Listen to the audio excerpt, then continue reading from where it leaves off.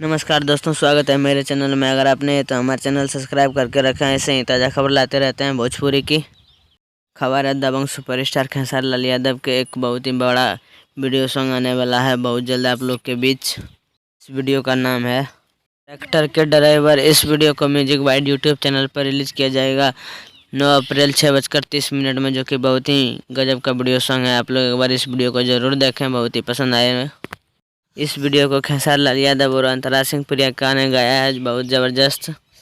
Song को पवन पांडे ने लिखा है, म्यूजिक श्याम देहाती ने दिया है। दबंग सुपरस्टार खेसारी लाल यादव का एक सुपरहिट वीडियो रिलीज कर दिया गया है, जिस वीडियो का नाम है कोलगेट, जो कि इस वीडियो को नव भोजपुरी यूट्यूब चैनल पर रिलीज किया गया है 11 बजे। बहुत ही बवाल वीडियो है, एक बार आप लोग ज़रूर देखें इस वीडियो को।